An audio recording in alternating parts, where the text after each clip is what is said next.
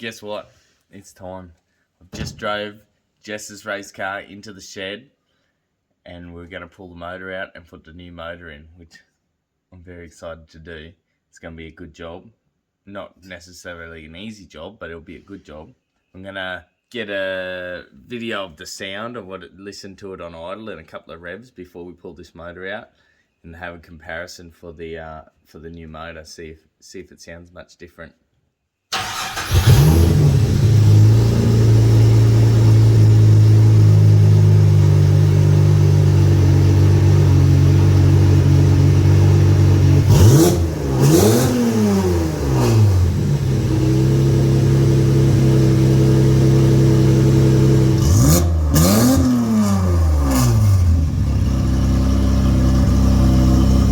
Right, there's still a few small tasks left to do on this motor to get it ready to go in.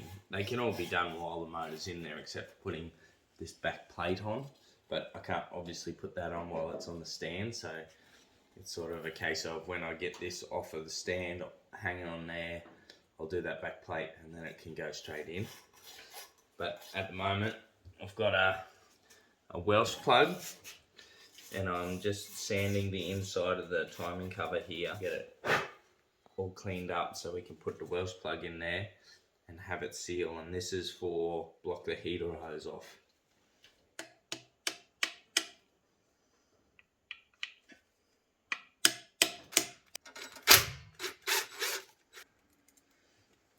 I will take this bolt over here and put it in this motor butt.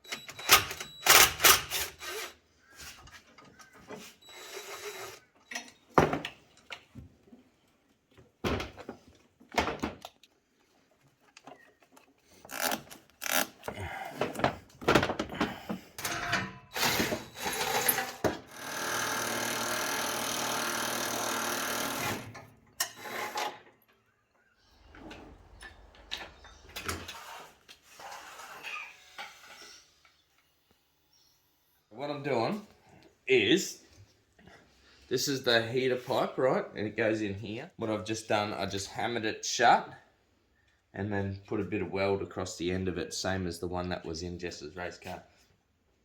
Now, the reason I'm making a second one, not just taking the one off of there, is because this O-ring on here is sometimes quite a pain to get it to seal. So while that one's sealed, I'm going to leave it sealed. So I thought I'll make a new one and try and get it to seal. So I've just sanded inside this hole here, make it nice and smooth so there's no shit in there. And we'll pull this O-ring off of here, get a new O-ring, clean all that up, and we'll put this tensioner assembly here on the motor with this pipe in it, in there.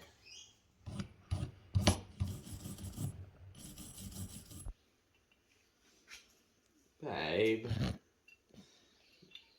what about just a little quick clean up? Do you know how many hours of fucking cleaning this has taken? Yeah, I know. 6 fucking weeks. Yeah, put it on the motor. It was very dirty, but...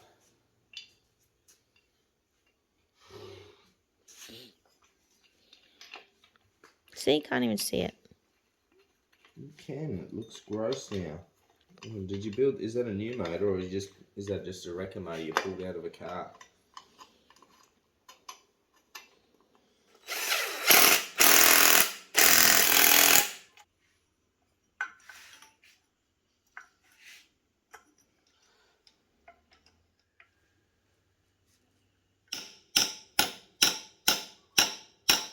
Alright, hopefully that doesn't leak. Usually if you have to tap them in like that, it peels that O-ring back and pinches it. It feels like it's in there pretty good, so we might have got lucky this time.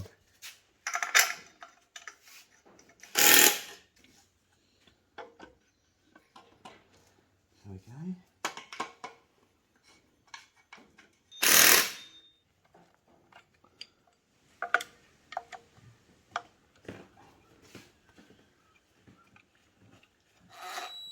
Oh, that's on an angle.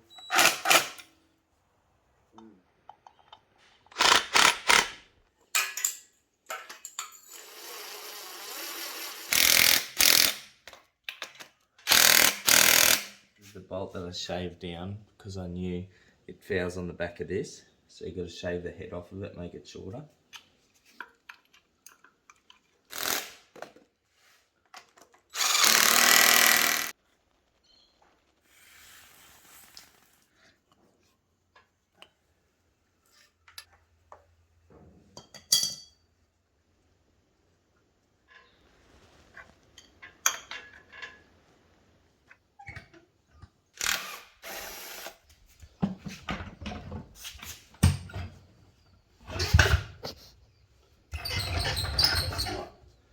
There we go.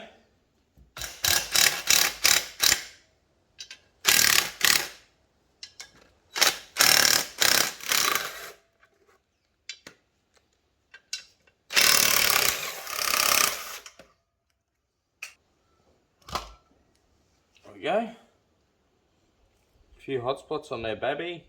Just shows signs of it slipping.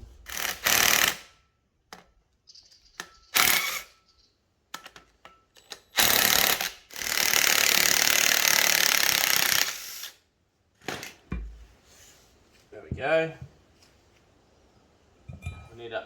We need to unhook this, take the exhaust manifolds off and put them on that motor. Then we can lift that motor off the stand onto the ground, put that backing plate on and all of the clutch assembly and the gearbox on it.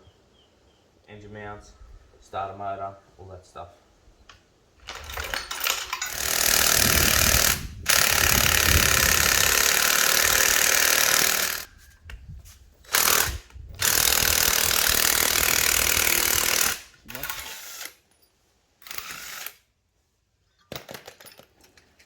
It shouldn't be tight.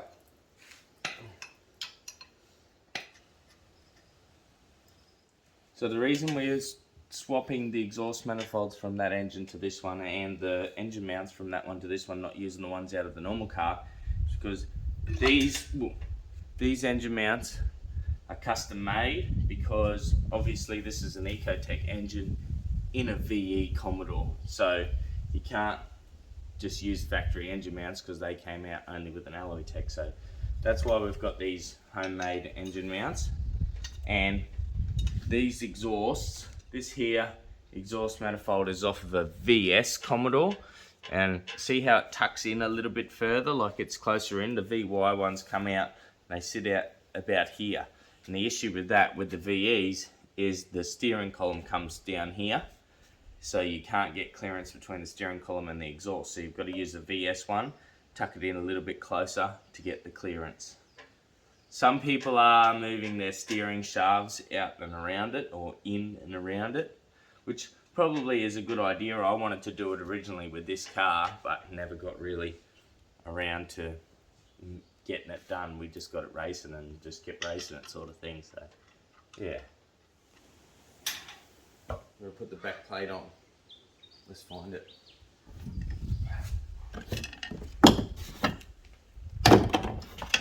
This piece is the bit we're looking for. Look at the cracks in it. Haven't done that up too tight. And there's all them bolts we're looking for.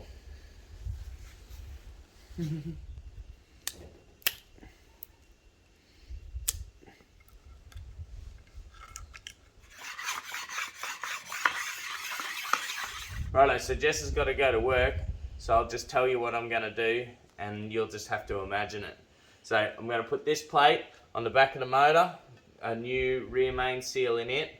I'm going to put the flywheel and the clutch on, replacing the bolts. These old bolts are almost certainly going to break.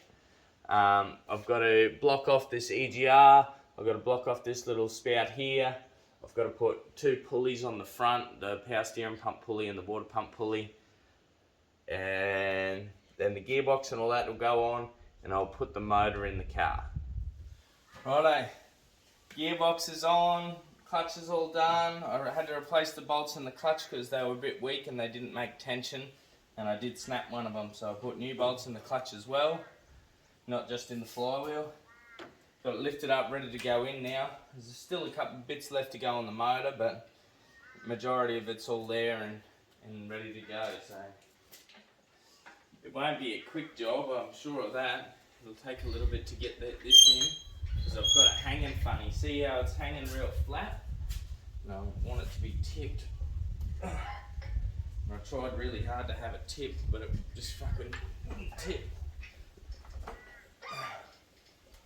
So it's going to be fucking fun to get that in there.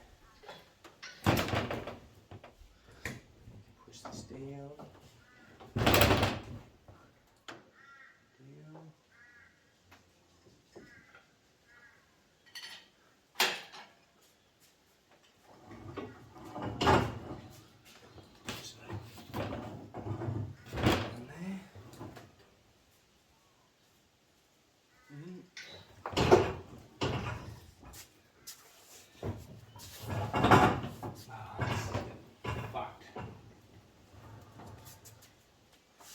I have to tip the motor with a ratchet strap.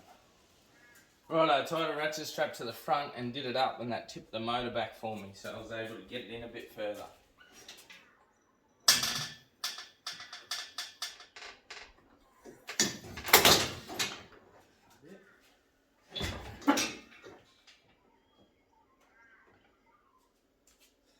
Now I've got to try and undo this ratchet strap that I did up.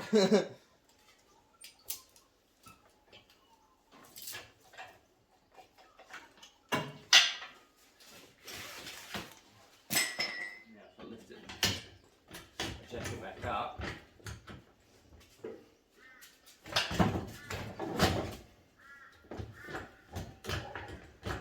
Should come up level. So after a little bit of fucking around, I finally got the engine mounts lined up. So she's sat in there pretty good now. I can take all these chains and shit off of it. From a nice clean motor to get my grubby hands all over the fucking thing. It's dirty as now, but like Jess said, if we left it too nice, something would happen, like it'd catch on fire or something and make it look like shit. So anyway, pull these chains off. I'll start doing some bolts up. So I've just had it up on the hoist and I've put the gearbox cross member in and the exhaust back on, and the engine mounts are all bolted back up. So all that's really left to do now was hook all the wires and the hoses up in the engine bay, and we're just about ready to start it.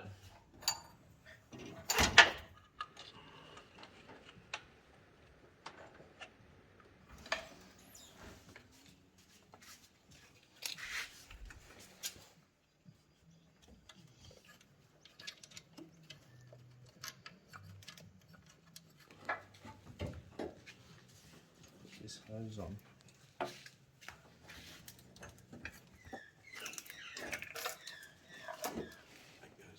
Over that, under all of that, through that gap there. Right, so I've nearly got the motor all the way back together, and I broke one of the spouts off one of these bottles, which is a pain in the ass because these are getting rare around here. They always get broken and shit. So anyway, I've got another one here, luckily, but it's very disappointing. Anyway, this is almost all the way back together. I've only got pretty much the belt, bolt to put in the alternator, one bolt to put in the water pump here, put some oil in it, put some water in it, and then we're just about ready to fire this thing up. Fucking pain to get out of there, isn't it? Oh, it's coming. That was easy. I'm gonna spill a little bit. What'd you do? I got a bit excited. Baby, before you go to me when it starts up, why is it smoking? Is it on fire or whatever you say? I spilled some oil on it, okay? It's going to smoke. It's got fingerprints on it. It's going to smoke because there's oil on the exhaust manifold. That's that clean, I'd drink that, eh?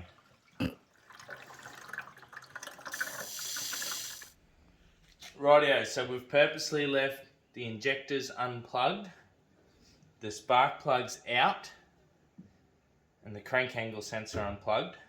And obviously the plug leads are out too because there's no spark plugs.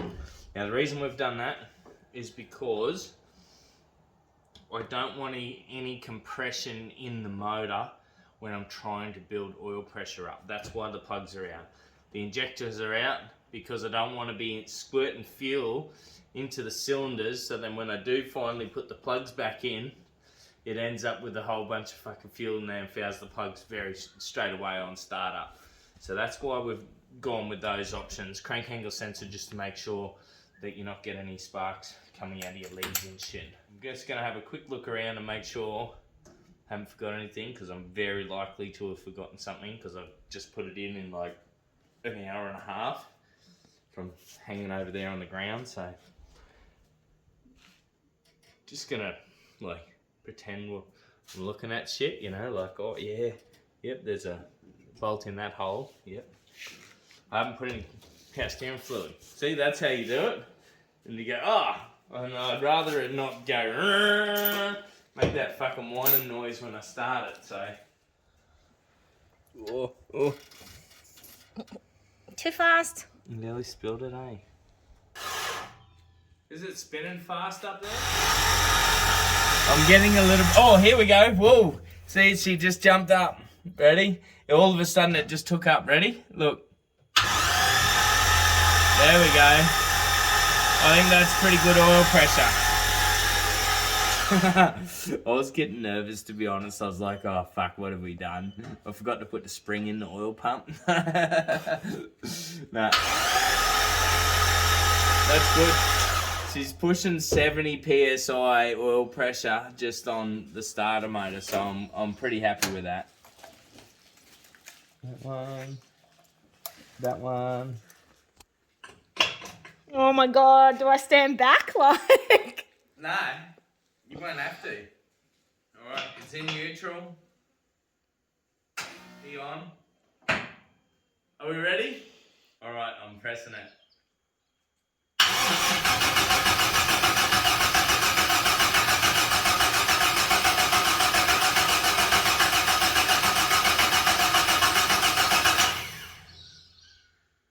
Didn't start. What's wrong with it? Hey. No power. No, I can't hear the fuel pump.